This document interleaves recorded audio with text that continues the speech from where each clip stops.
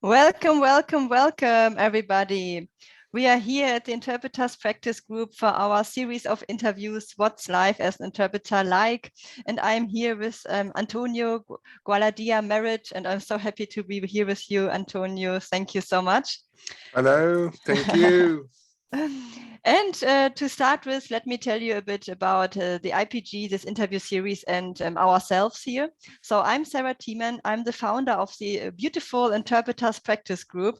I founded this incredible community of interpreters in order to create an atmosphere of non-competition, mutual support, and positivity.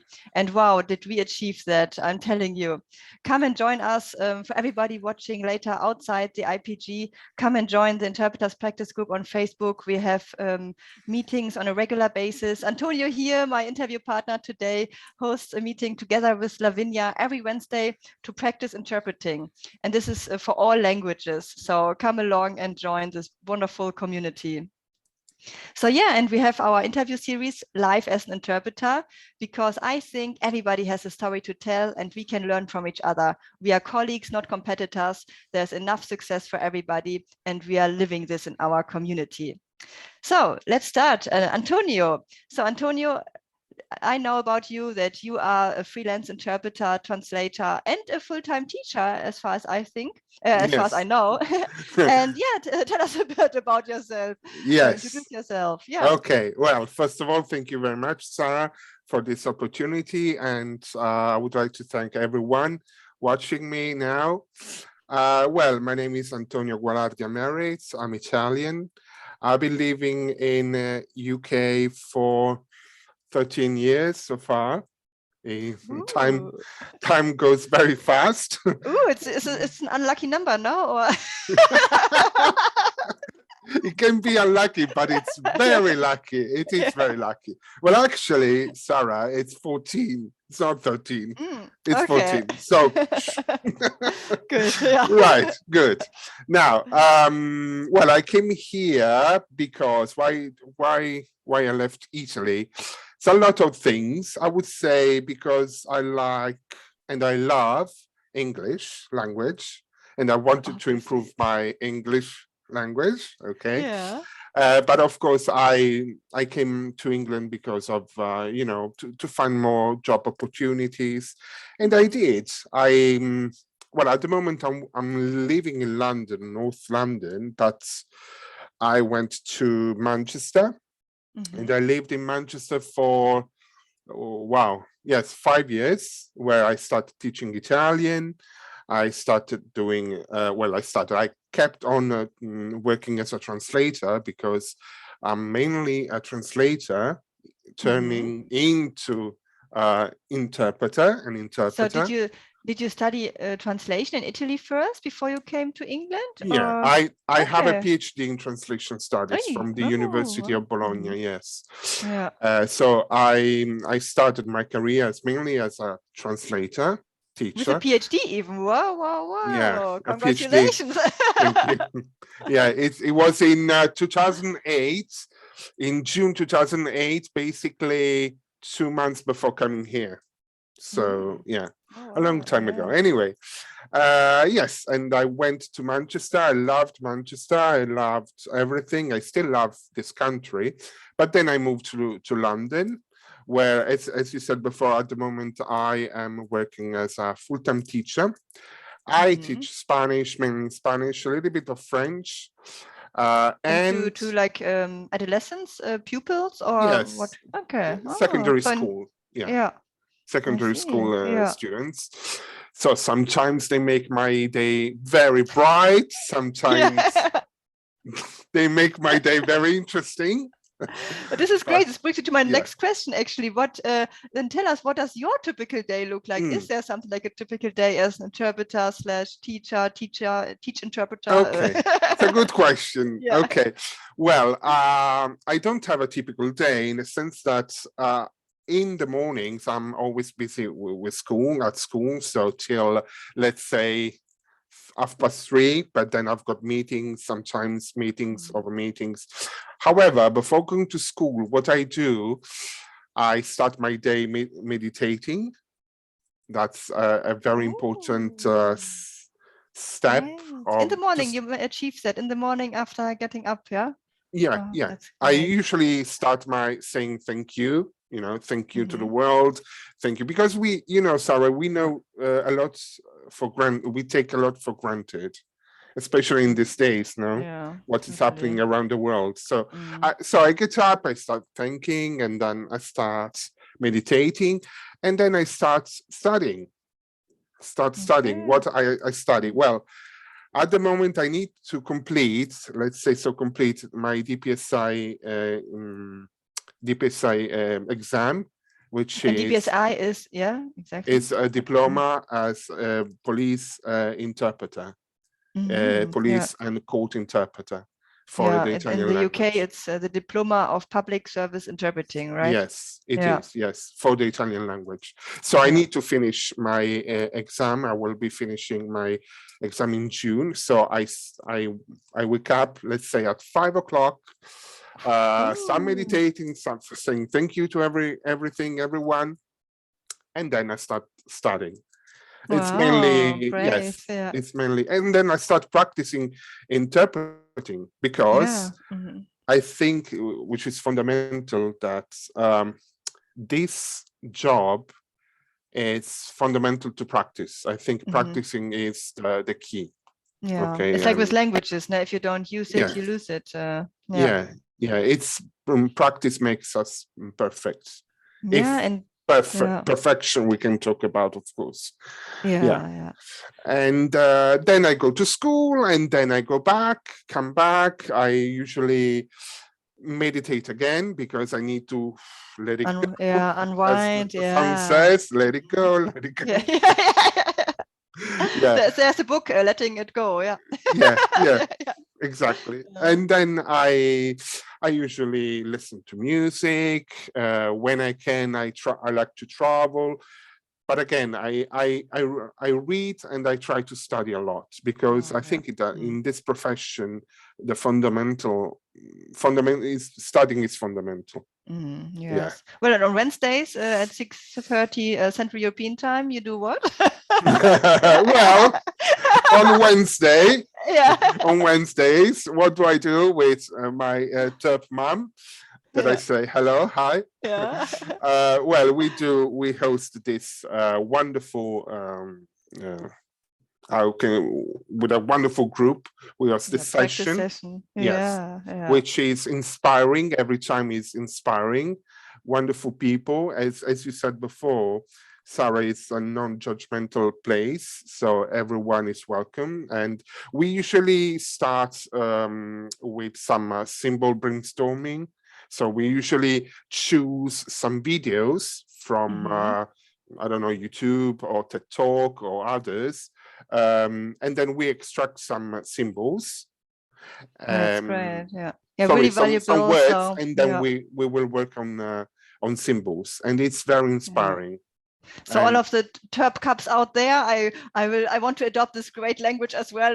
Like, so Antonio is Terp dad and Lavinia is Terp mom, and they do host a practice session with all beautiful Terp cups that want to take part. That you are invited as well. It's open for everybody, all yeah, languages, and come along. Yeah, on Wednesday 6:30. yeah. So yeah, so thank you, Antonio. So this is what your day looks like, and I guess when you get an interpreting job, then it's you structure your day around it, right? Or how can we Yes, imagine that when that happens? yes. It's a little bit different. Well, I at the moment I'm not working as proper interpreter, but I have been an interpreter all my life, and I really didn't even know because no, because I every time I go to Italy, I've got my partner who doesn't speak a word of Italian, so Yeah, yeah, I am an interpreter basically, totally. 24 hours Yeah, a day. Yeah, and yeah. I Oh, love it. amazing. I Yeah. love it. Yes, but Assignments will come. They will flourish. I'm yeah. telling you. Yeah, yeah. Sorry, Sarah, to interrupt you. To be honest with you, now that I think of it, at least 5 or 6 times a month, I am interpreter at school. See? At school. Oh, Uh-huh. because there are some people, some parents, I completely forgot about this, Yeah, see, yeah, because I it's take often for this like granted. that. Yeah, exactly. Yeah, Yeah, and it's yeah. yeah. So some parents that do not speak English, so they call me when it comes to Italians, Spanish. Sometimes they ask me, "Oh, do you speak Punjabi? Can you do?" No, I don't speak. I wish I could. I wish I Yeah. could, but sometimes, they think, "Oh, you are a teacher of Spanish, so you can do Punjabi. You can do. What about I don't know, other languages?" And say, I wish I could, but I cannot. Yeah, yeah. Sometimes we need to remind people that this is a proper job. This is not Yes. a hobby. Yeah. This is not, sometimes the other day I was talking to the head of the school, and she was asking me, tomorrow we're going to have a meeting with a mom of a difficult child, and she speaks Portuguese. Can you do Portuguese? I said, I can try to establish a contact, but I don't do Portuguese because I do Spanish, which is not Yeah. Portuguese. So sometimes it's still, it's still Yeah, to explain still difficult. to people like that it's an actual job. That's actually one of my questions. Yeah, what do you say, or how do you gently make it clear to people that it's like, yeah, a real job? And yeah, Yeah, well, what do you say if somebody says, is it an actual job or is it just your hobby? Do you also speak yeah, Punjabi? And it's it yeah. started as an hobby. It started as passion for languages. I still Mhm. remember the first time I saw an interpreter on telly. It Mhm. was it's called, I think she was called Olga Fernando, Mhm. and I thought back in the 90s, and I thought she was wow, wow. It was, I want to be like her. One day I will be, um, Oh, great. yeah, So you have a real role model. Cool. yeah, Yeah. yeah. But Yeah. it's hard. But going back to the main topic, to the main question, it's very hard, I think, to educate people and to explain that this is not a hobby, this is a proper Mhm. job. And the fact Yeah. that someone can be a bilingual, can master 2 or more languages, fair enough, well done. But this is not what we do. Yeah. This is But not what what is we it? do. Yeah. Yeah, But what is it? What do we do? What would you say? Because I think somebody might not really understand, like, but if it's bilingual, it's easy, no? I mean, yeah. I yeah. remember. I Yeah. remember. I translated. I translated a book 5 years ago. I translated a book for publisher in Italy, and this publisher invited me to the conference of the presentation of this book, and there was an interpreter because one of the speakers was French, and there Mhm. was the French interpreter. Fair enough. Mhm. And I remember the publisher was complaining about the fact that he spent a lot for the interpreter. He could have done by himself. And I said, wait a second, are you French? Are you? Yes, I used to live in France, so I can get by. Can you do Mm. that? So Yeah. basically, Yeah. the interpreter Yeah. worked like for 2 hours simultaneously, and so basically for 2 hours without stop. Wow. Yeah. Yeah. I Uh, think we can also be maybe kind and like you said, like non-judgmental to people with these kind of like maybe prejudices, or how we can yeah, call it, because I think they don't know any better, right? I mean, how much do we know? Or I maybe from, I don't know, a very scientific topic, I would maybe also ask like what they deem as silly questions or so. But it's as you said, it's a matter of education, like explaining to them it's a real job. It requires training. Even if one is bilingual, it doesn't mean that they can do it yeah, like immediately, transfer one meaning into the other right away. yeah, It's techniques, and yeah, it's mainly about technique, right? It's a bit kind of also logical and yeah, mathematical kind of in our brain what's happening, and we have to sort all of this, and this requires training. Yeah. yeah. And to be honest with you, there is also a confusion between interpreting and translating. I Yeah. think it's completely different. I was born. I mean, I was born. I was born a translator. I became an Yeah, that's a interpreter. good slip of the It's tongue. good. Yeah. Yes, yes. Yeah. Well, I got a PhD in translation studies, and people start saying, "Oh, can you do an interpreter?" Back 10 Mm. 10 years ago, and I didn't have any formal practice, or and I said, no, I cannot do that. I'm a translator. I deal with the written words, not with the spoken words. So I think we still need to educate people, clients about this. It's not easy. It's Yeah, not. let's spread the word. Yeah. Yeah. Oh, great. It's super interesting. And what would you say, what do you love most about interpreting? Yet already your passion came already across, but can you nail it down to maybe one thing? Yeah. It's because I personally, because I want to help. I want to help people. I want to, well, I can say I want to destroy the barriers of communications. It's it sounds like a sentence, but it's true. I mean, Yeah, exactly. it's important because communication, the words are important, especially during this period of conflict and war. Exactly, and we need to talk. We don't need to fight. It's I know what you mean. I know what you think. It sounds like cliche, right? It's like, oh, I say this, and it's like saying, I want world peace, but I want world peace. It's like and it's okay to use these kind of maybe frequently used goals or wishes. If they are true, they are true. It's totally fine. Yeah. I remember now that I think of it, the very first time I was an interpreter, it was 6 years ago, and I was at my best friend's wedding in Birmingham, and she was getting married, and basically she asked me, "Oh, you're gonna be the interpreter." I was like, "Oh my God!" Even because I was a little bit drunk, Can you imagine this? Right on the spot. It was right on. Yeah. I didn't know anything. I mean, I didn't know I was. She asked me and said, "Oh, by the way, you're gonna be the interpreter." Wait a second, I'm a translator. No, you can do it. Come on, you can do it. And it was. Can you imagine this scene? This restaurant full of English people, Brits and Italians, like in two sides. The Italian looking at it, and it was just me, like a bridge, like no pressure. Yeah. No pressure. And I was to drunk. create a good mood as well, and I shouldn't say this, but I was drunk, and I remember that I said, okay, that's my time. I need to do it. I need to help these people.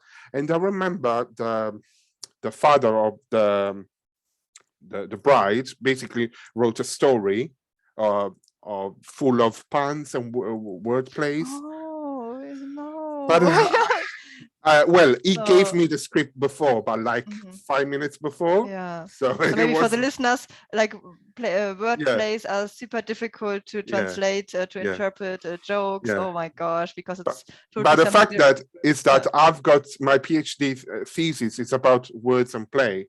So my brain wasn't, and I was able to, transmit this message to, and I remember it was very moving. The daughter was getting married, and so basically I saw people being moved, crying for my words. I mean, in a positive way, of course. And I was like, oh my God, I did it. Was it the wine? Probably the wine helped, I must admit, but it was wonderful. Totally, you made them understand the message. Oh, I can totally picture it. Thank you. That's so. Yeah, I have the room in my mind, like Italian birds. The dad two sides. Huge gap. I was in the middle of the gap, like okay. But it worked. At the end, it worked. So to answer your question, why do I love this job? Because I feel I'm doing something useful for the others. That's what we do. Yeah. And what would you say in that? What are your core values that you live by or work by? The core values is being honest. Being honest. You need to be honest, and you also need to be able to say no sometimes to a client that probably pushes you to do something, because we are all saying, okay, we are interpreters, But interpreters are what? It depends on the topic. It depends on the circumstance, and because sometimes it's legal stuff, sometimes it's completely different. You need to be able to say no, because you want to help, but you want to help in a good way, in a positive way. I think it's that's why it's so important to maybe think about the question also for everybody watching. What are your values? Like, what do you want to live by, or how do you want to be perceived as a person, and then stand by it? And this comes with like one of my favorite topics, self-development, personal development, self-help, positive psychology, because this is some inner work you have to do. I know how difficult it is from experience to say no to something, because you think, oh, but I need to pay my rent, and then I will end up on the streets, because the thought spiral will start. But you can stop the thought spiral, and it's possible. It's also with practice, like everything in life is practice. So, but it's so important. And then the more positive will come back. You will then attract the clients that offer you the topic that you want and the pay that you deserve. And exactly. Along follows. So I would say, be honest, be yourself, be brave, but always be humble, I think. And know your limits. You need to know your limits, but if you like it, and if you like the topic, if you go the extra mile, go for it. Don't be afraid, and study. You need to study always. Oh, great. Great tips. I can see that you're a teacher, a great motivator also for your pupils. I think, like, come on, you can do it. And what would you say, about challenges? What would you say will be the biggest challenge in the next few years for interpreters? Yeah, well, it's a very good question. There are a lot of challenges, I think. First of all, the cliche, I think, that we talked about a little bit before. The cliche that interpreting is easy, that's okay, I'm bilingual, okay, my mother is German, so I can do German. It's not. It's not like that. So being bilingual can help you, okay, of course, but that does not make you an interpreter. So you need to study, you need to practice, you need practice. On that note, maybe, Antonio, it fits so perfectly, sorry, but it's like exactly, and bilingual takes away maybe the task of mastering another language. So, okay, great, you master another language, but we study interpreting with the other languages already. So in interpreting, you don't study the language from scratch. You already know the language. Interpreting is just about transferring one message of one language into the other language. From one language into the other language. You already have to master your other language or languages. And another thing, you're completely right. Yes, I agree with you. Another thing that I would see as a challenge, I think, in the future is technology. Because technology can be our biggest support, our biggest tool, okay, to help us. And I'm talking about, of course, not only interpreting per se, but translation in general. Okay, so I would think technology, because there is a lot of even. I was reading the other day about an app you can download on your phone, and you can go around, you talk to this app, and then you click and it translates like an interpreter. Like, no, that is not. No. So I would say yes, that can be a challenge, in effect, in the sense of a cliche. So we need to educate people. We need to educate you mean clients. In the sense of a cliche that it won't happen in the next foreseeable future yet, that the artificial intelligence can take over our job? Or absolutely, I don't think it will. I don't think it will never. It will never happen. I mean, what we do in terms of we interpreters do is to say something subtle, something that it's not possible to, the computer cannot understand this. It's like how to say, like the interhuman communication, like that is behind the words or between the lines. But also the pace of a speech. You know, can you imagine the pace of a speech on. I was watching TV the other day, the BBC, the tragic news about the war, and I was watching this woman talking in Russian, I think, or Ukraine, anyway, and the interpreter was trying to mimicking her tone of voice, and this is something computers will never do. Yeah. That's a good point. Yeah. It's not just the word, it's just also the way, the intonation, the exactly. I'm totally I'm totally with you. So study interpreting out there, it has a future. Yeah.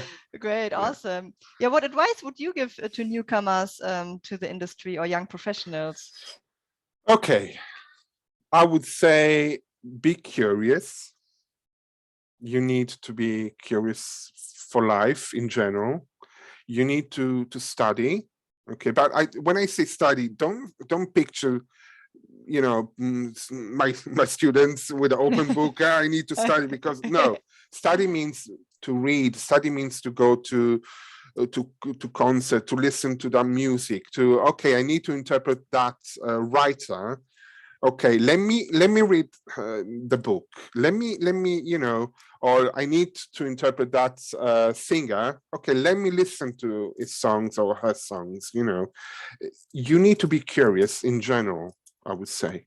So studying that way, you need to be like a sponge and breathe in everything you can. Lifelong learning. Yeah. Yes, exactly. Yes, totally. Cool. And another way, just try to go the extra mile.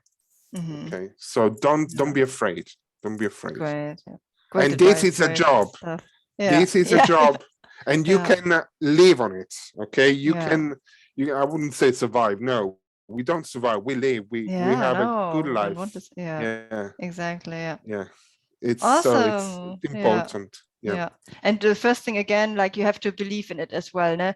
And there it starts, like you change your language, like don't say survive, say exactly like you just did, like live on it, and we want to have a good life, not just like survive or come by. If you only think in those terms, this is all you will ever achieve and not more, because you limit yourself. Your mind is programmed for that. So start thinking in broader terms, like live well, live good, Yeah.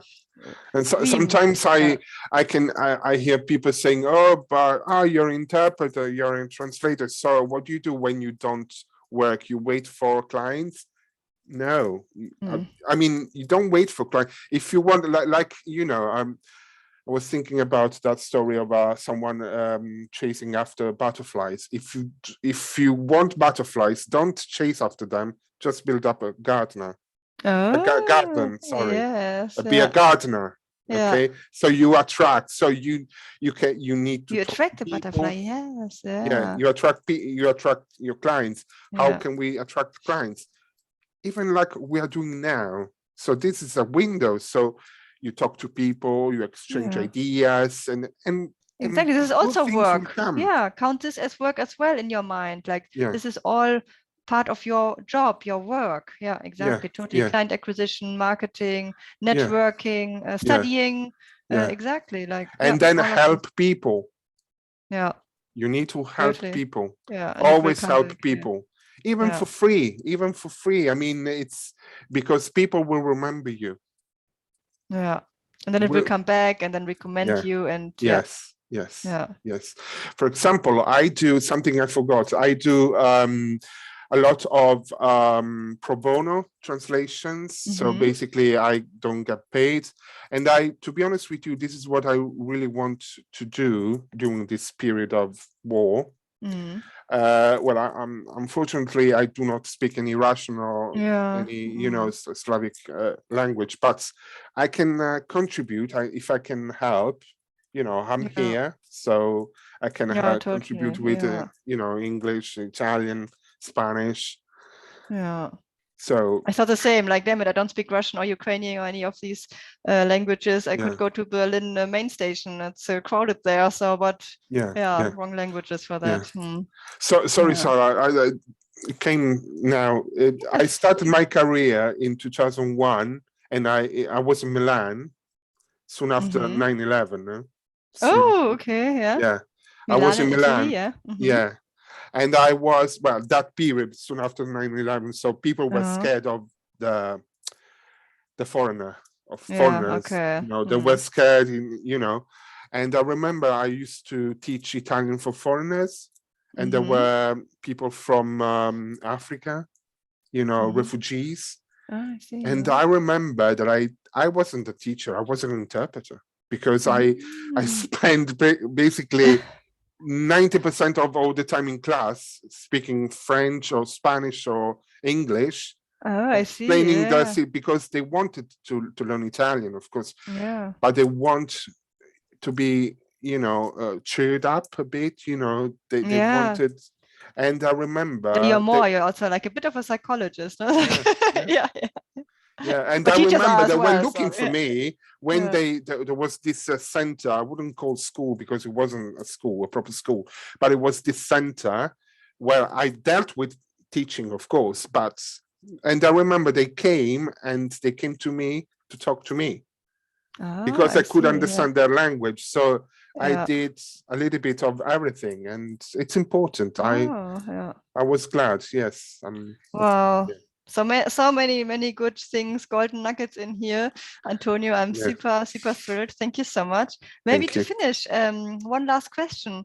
Like like if anybody wanted to connect with you now, how should they do this? What would be the best way to get in touch with Okay. you? Right. So if you want to talk to me, of course, you can use Facebook. I'm on Facebook. I am on LinkedIn. And with your name, like how your name, like it's spelled here, or how? No, it's spelled like that. So Antonio Gualardia. Okay. And Yeah. you can also add Antonio Gualardia-Merritt, but mainly it's Antonio Gualardia. Okay, and then you will appear. Yeah, Okay. Yeah. And of course, you can join us on Wednesdays. Yes, Wednesday, 6:30 p.m. Central European Time Yes. in the Interpreters Practice Group. The Zoom link will be sent out to you also via email. And then you can have a practice session with Antonio and Lavinia. Yes. Awesome. Yes. Thank you so much. And in terms of technology, actually, also one last announcement. This Saturday, 26th of March, we have Michael talk about a piece of technology for interpreters. So we can also make use of it for ourselves. Let's see what he's going to say. So this Saturday at 4 p.m. Central European Time. I will put the link somewhere around the video so you can all join. And that's it. Thank you so much, Antonio, for the great interview. Thank you very much, Sarah. I thank everyone, and be safe, be happy. Okay. Yeah, be happy, live. Enjoy life. Bye-bye. Bye-bye.